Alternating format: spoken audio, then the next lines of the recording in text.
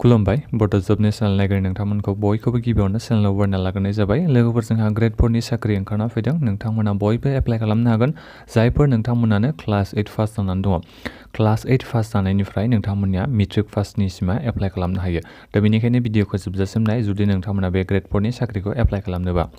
लोगोफोर नोंथांमोना ग्रेड 4 होननानै बुङोबा बेहाय ग्रेड 4 नि सिङाव गोबां साख्रिफोरनि नाम थायो जेरै स्टेन'ग्राफार, पियन, जारिखारक बेफोरबायदि गोबां साख्रिनि नाम थायो। दा बेनिखायनो भिडिअखौ जोबजासिम नाय माबोरै एप्लाइ खालामनांगौ, साख्रिनि भेकेन्सिया बेसेबां दङ, गासैबो डिटेल्सखौ नोंथांमोना बे भिडिअनि गेजेरजों मोननो हागोन। नोंथांमोना लोगोफोर गिबियावनो चेनेलखौ साबस्क्राइब खालामदो बेबायदिनो जाहाथे साख्रिनि आपडेटखौ मोनबाय थानो हायो।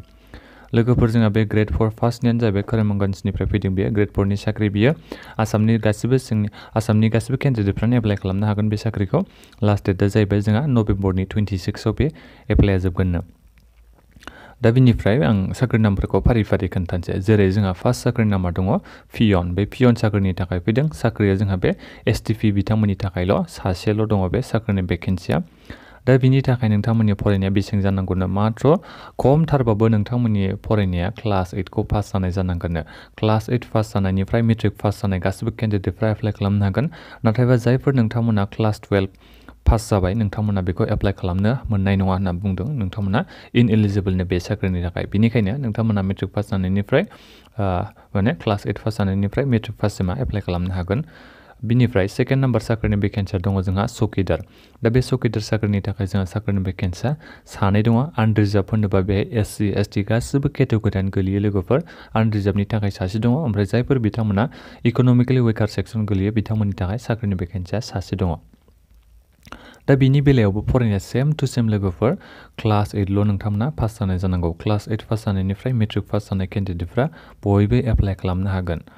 दा बिनिफ्राय दङ जोंहा थार्ड नाम्बार साख्रिनि भेकेन्सिया खानसामानो। बे जाबाय ग्रेड 4 नि सिङावनो साख्रिनि नामा गोलैयो।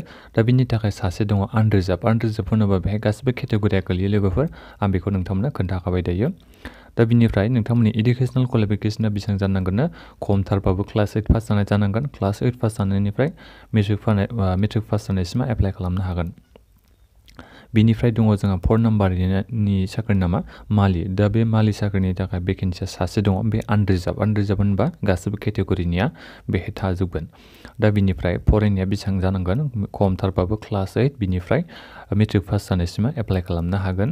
बैसोआ बेसेबां जानांगोननो नोंथांमोननि बैसोआ 18 बोसोरनि खम जानो मोननाय नङा। 18 बोसोर जानायनिफ्राय 40 बोसोरनिसिमनि गासिबो केन्डिडेटफ्रा बे साख्रिनि थाखाय एलिजिबोल जागोन। दा लोगोफोर बे नैबे मोनसे करिमगन्ज ग्रेड 4 साख्रिनि थाखाय एप्लाइ खालामनो थाखाय नोंथांमोननो मा खालाम भिडिअनि डिसक्रिपसनाव आं लिंक होनानै दोनदों। बे बड' जब निउसनि अफिसियेल वेबसाइटआव फैदो। बिनिफ्राय नोंथांमोना बिनिफ्राय एप्लाइ खालामफैबानो जाबाय। एप्लाइ खालामनायाव मा डकुमेन्ट्स नांगौ बेखौ खोन्थादों। बेखौ नोंथांमोना नायजोबनो हागोन। गासिबो फरायनायनि सार्टिफिकेट मार्कशिट बेफोरखौ बेहाय बिजोबदों। बिनिफ्राय नोंथांमोना बे एप्लिकेसन फर्मखौ पस्ट अफिसनि गेजेरजों नैबे एड्रेसाव हरनो नांगोन दे लोगोफोर।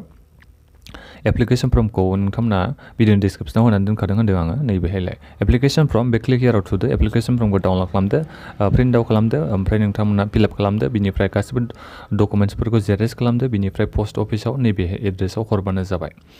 बेखौथ' नोंथांमोना रोंखागौ जानांगौ। जायगानि पस्ट अफिसाव थांनानै हैदो। बिनिफ्राय लास्ट डेटआ जाहैबाय एप्लिकेसन फर्म साबमिट खालामनाया नभेम्बरनि 30आव जोबगोन। दा नभेम्बर 30नि सिगां नोंथांमोना बयबो एप्लाइ खालामनो नाजाबानो जाबाय। बे मोनसे साख्रिया थांलायबाय जोंहा ग्रेड 4 निया लोगोफोर। आरो माखासे साख्रि दंबावो आं बेखौबो नोंथांमोननो खोन्थागासिनो दङ। दा बेनिखायनो नोंथांमोना गासिबो साख्रिनि डिटेल्सखौ मोननो थाखाय बे बड' जब निउस चेनेलनि वाट्सएप अफिसियेल वेबसाइटआव फैनो नांगोन लोगोफोर। बिनिफ्राय दङ जोंहा चिफ जुडिसियेल मेजिस्ट्रेट। बिनि थाखायबो फैदों लोगोफोर साख्रिनि भेकेन्सिया। दा बेहायबो ग्रेड 4 नि साख्रियानो गोजा लोगोफोर। बिनि लास्ट डेटआ जोंहा 26 नभेम्बराव जोबगोन एप्लाइआ। दा बिनिफ्राय बेहाय मा साख्रि नाम दं बेखौ आं नोंथांमोननो खोन्थानि। ग्रेड 4 नि साख्रि नालाय बियो अफिस पियन साख्रि नामा बियो। बिनिफ्राय बेहाय साख्रिनि भेकेन्सिया सानै दङ। आनरिजार्भ गासिबो केटेगरिनि थाखायनो सानैल' दं बेहाय साख्रिनि भेकेन्सिया। फरायनाया सेम टु सेमानो क्लास 8 पास जानायनिफ्राय मेट्रिक पास जानायसिमा एप्लाइ खालामनो हागोन। जायफोर बिथांमोना हायार सेकेन्डारि पास जाबाय नोंथांमोना बे साख्रिखौ एप्लाइ खालामनो हानाय नङा। सेकेन्ड नाम्बार साख्रिनि भेकेन्सि नामा एटाच्ड पियन। बिनि थाखाय फैदों 7 दं लोगोफोरनि गासै साख्रिनि भेकेन्सिया। आनरिजार्भफोरनि थाखाय गासिबो केटेगरिनि थाखायनो 7 दङ साख्रिनि भेकेन्सिया। फरायनायाबो बेहाय सेम टु सेमानो नोंथांमोना क्लास 8 पास जानायनिफ्राय मेट्रिक पास जानायसिमा एप्लाइ खालामनो हागोन। बिनिफ्राय दङ जोंहा थार्ड नाम्बाराव साख्रिनि भेकेन्सि नामा नाइट चौकीदार बिनि थाखाय फैदों। बिनि थाखाय साख्रिनि भेकेन्सिया सानै दङ गासिबो केटेगरिनि केन्डिडेटफोरनि थाखायनो फरायनायाबो बे सेम टु माने क्लास 8 पास जानायनिफ्राय मेट्रिक पास जानायसिम एप्लाइ खालामनो हागोन। बैसोआ बे सेम माने 18 बोसोर जानायनिफ्राय 40 बोसोरनि सिंनि एप्लाइ खालामजोबनो हागोन। हाउ टु एप्लाइ खालामनो थाखाय दहायनि बायदि कन्डिसना सेम टु सेम लोगोफोर नैबे एड्रेसाव नोंथांमोना हरनो नांगोन बे एप्लिकेसन फर्मखौ। होनखाबायानोसै आङो भिडिअनि डिसक्रिपसनाव गासिबो लिंकखौ आङो होनानै दोनदों नोंथांमोना बबे मोनसे साख्रिनि थाखाय एप्लाइ खालामो नोंथांमोना खालामबानो जाबाय। एप्लिकेसन फर्मा बे डाउनलड खालामदो। लास्ट डेटआ जाहैबाय बिनिया 26 नभेम्बराव बिनि लास्ट डेटआ एप्लाइआ जोबफैगोन। दा बे मोनसे जालायबाय जोंनिया ग्रेड 4 नि साख्रिया। आरो लोगोफोर ग्रेड 4 नि साख्रियानो आरो दंबावो आं बेखौबो नोंथांमोननो खोन्थागासिनो दङ। नैबे जाहैबाय नै हजाइ डिसि अफिसनिफ्राय फैदों बियो। बिनि साख्रिनि भेकेन्सिया बेहाय 7 दङ।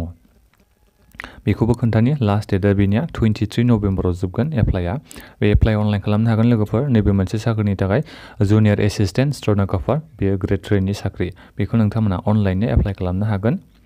दा बिनि थाखाय नैबे जुनियर एसिस्टेन्ट साख्रिनि थाखाय साख्रिनि भेकेन्सिया 6 जनखौ लानाय जागोन होनना बे बुंदों। एसटिबिनि थाखाय 1 दङ, जेनेरेल बिथांमोननि थाखाय 2 दङ, अबिसि बिथांमोननि थाखाय 2 दङ, ओमफ्राय इडब्लिउएस इक'नमिकेलि उइकार सेक्सन बिथांमोननि थाखाय 1 दङ।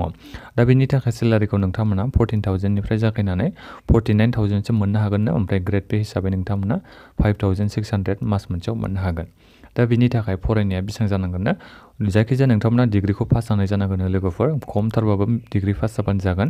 एनि डिसिप्लिन नोंथांमोना साइन्सआनो जा कमार्सआनो जा आर्ट्सआनो जा जायखिजाया डिग्रि पास जानाय जानांगोन। नाथायबा नोंथांमोननियाव 6 मान्थ्सनि कम्पिउटार सार्टिफिकेट थानाय जानांगोन अब्लासो एप्लाइ खालामनो हागोन। मिनिमाम होन्दों नालाय 6 मान्थ्सनि बाराबाबो नोंथांमोना एप्लाइ खालामनो हागोन। नाथायबा 6 मान्थ्सनि खमनि जुदि कम्पिउटार सार्टिफिकेट दङबा एप्लाइ नोंथांमोना खालामनो हानाय नङा। सेकेन्ड साख्रिनि नाम्बार दंमोन जोंहा स्टेन'ग्राफार ग्रेड 3। दा बिनि थाखाय 1 दङ साख्रिनि भेकेन्सिया। दा बे 1 बेहाय लोगोफोर बे केटेगरि वाइसआ गासिबो केटेगरियाव गोलैबाय बियो आनरिजार्भ होननाय लोगो लोगो। सेलारिया नोंथांमोना बे सेम टु सेमानो 14,000 निफ्राय जागायनानै 49,000 सिम मोननो हागोन। ग्रेड पे हिसाबै 7,500 मास मोनसेयाव नोंथांमोना मोननो हागोन। बैसोआ बेहाय खम जानो मोननाय नङानो 21 बोसोरनि। 21 बोसोर जानायनिफ्राय 38 बोसोरनिसिमनि गासिबो केन्डिडेटफ्रा एप्लाइ खालामनो हागोन। एजनि उफार एज लिमिट होनाय दङ, जेरै 5 इयार्सनि जोंहा उफार एज लिमिट होनाय दं SC ST बिथांमोननि थाखाय। दा बेखिनियानोमोन मा डकुमेन्ट्स आपल'ड खालामनांगौ बेखौ बेहाय खोन्थादों। नोंथांमोना मोजाङै चेक खालामबानो जाबाय।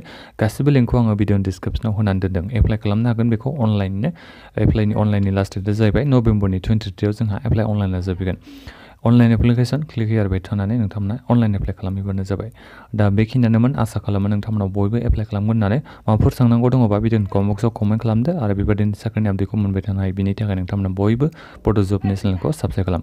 गोजोन्थों।